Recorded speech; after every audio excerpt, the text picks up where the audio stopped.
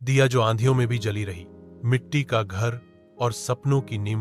गांव का एक कोना, टूटी फूटी झोपड़ी, टीन की छत से पानी टपकता था और मिट्टी की दीवारें हर बरसात में घुलती थीं। वहीं एक छोटी सी लड़की रहती थी। नाम था गौरी, उम्र मात्र 12 साल। उसका चेहरा सांवला था, पर आंखों में सितारे चमकते थे।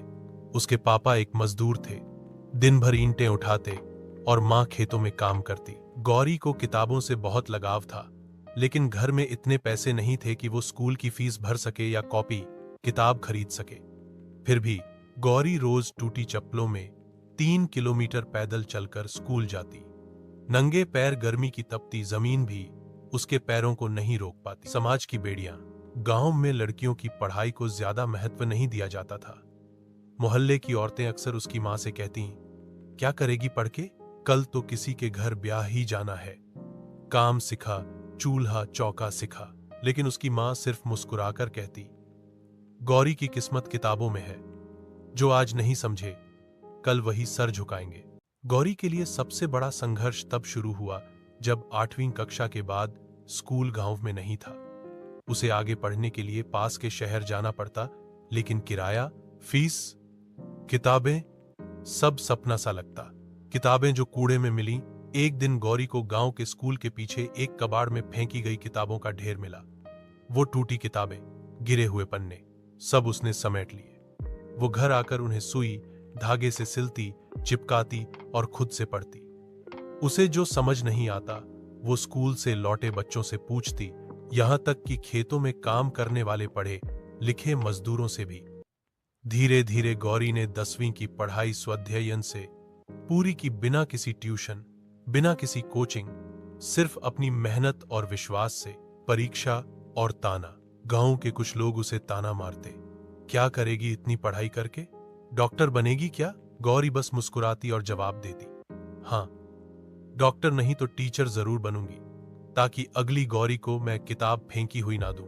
वो रोज खेत में काम करती, फिर घर का काम, और फिर रात में लालटेन की रोशनी में पढ़ाई। उस समय बिजली भी नहीं थी। जिस दिन 10वीं का रिजल्ट आया, गौरी का नाम पूरे जिले में टॉप करने वालों में था। अखबारों में उसकी तस्वीर छपी, हाथ में किताब, आंखों में सपना और चेहरे पर चमक। गांव वालों की नजरें झुक गईं, लेकिन अब वही लोग उसे घर बुलाकर कहते, हमारी बेटी भी तेरे जैसी बनना चाहती है, उसे समझा दे जरा। गौरी यही नहीं रुकी। उसने खेतों में मजदूरी करके पैसे जोड़े।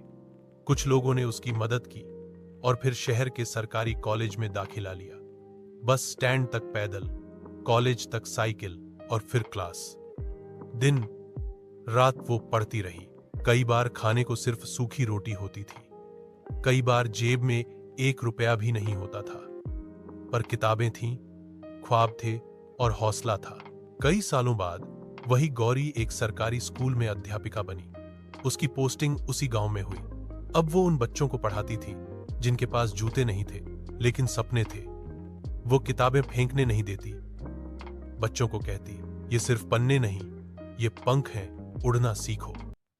अब गांव में लोग अपनी बेटियों को स्कूल भेजते हैं। लोग कहते हैं, गौरी ने हमें सिखाया कि गरीबी शिक्षा की दुश्मन नहीं है, बस मेहनत की साथी चाहिए। गौरी जैसी लड़कियां हर गांव में हैं। फर्क बस इतना है कि कोई हार मान लेता है और कोई दिया बन जाता है जो आंधियों में भी जलता है। कहानी से सीख, हालात चाहे जैसे भी हों, शिक्षा से बड़ा कोई हथियार नहीं। अगर आपके पास कुछ नहीं भी है, फिर भी आप खुद को शिक्षित कर सकते हैं। माता पिता का साथ और खुद का आत्मविश्वास किसी भी बच्चे की सबसे बड़ी ताकत होता है।